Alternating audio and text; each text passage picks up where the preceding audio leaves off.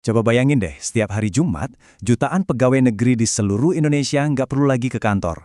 Nah, ini bukan lagi sekedar wacana loh, tapi sebuah kebijakan baru yang bakal segera berlaku. Yuk, dalam beberapa menit ke depan, kita akan bedah tuntas apa sih artinya perubahan besar ini buat kita semua. Jadi, siap nggak nih kerja dari rumah tiap Jumat? Pertanyaan ini sekarang bukan lagi buat basa-basi. Buat jutaan aparatur sipil negara atau ASN, ini bakal jadi sebuah rutinitas baru. Akhir pekan yang lebih panjang dimulai dari kenyamanan rumah masing-masing. Tapi, apa sih yang sebenarnya ada di balik keputusan ini? Mari kita telusuri bareng-bareng. Oke, biar kita semua paham betul, ini dia peta jalan pembahasan kita. Kita mulai dari aturan mainnya, terus kita gali lebih dalam kenapa kebijakan ini muncul.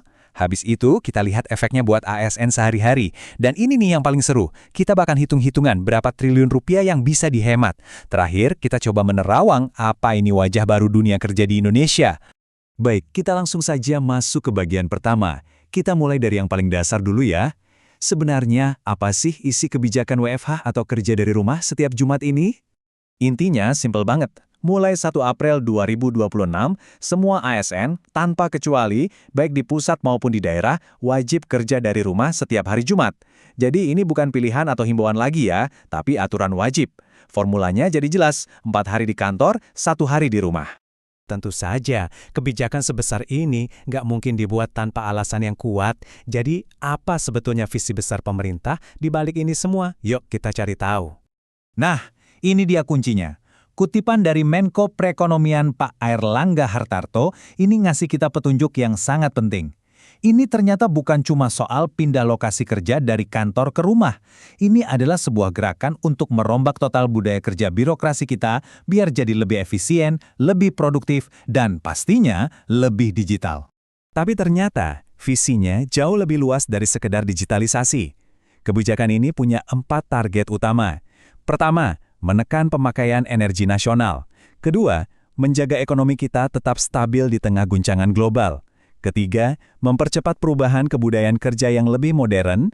Dan yang terakhir, ini yang mungkin paling kita rasakan, mengurangi kemacetan dengan memangkas pergerakan orang setiap hari. Oke, kita udah tahu apa aturannya dan kenapa dibuat. Sekarang, kita masuk ke bagian yang paling praktis. Gimana dampaknya bagi kehidupan dan rutinitas kerja sehari-hari para ASN? Dampak yang paling langsung kerasa, ya ini, di urusan transportasi. Penggunaan mobil dinas yang nggak penting-penting amat bakal dipotong sampai setengahnya. Artinya apa?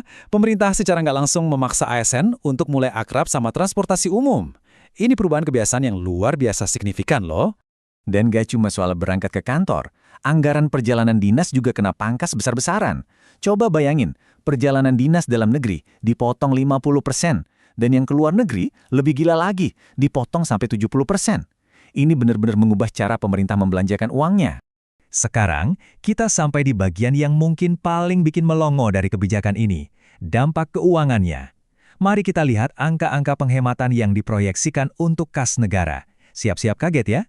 Lihat angka ini, 62 triliun rupiah. Dari mana datangnya angka sebesar ini? Ini adalah proyeksi penghematan dari uang yang tadinya dipakai pemerintah buat kompensasi atau subsidi BBM.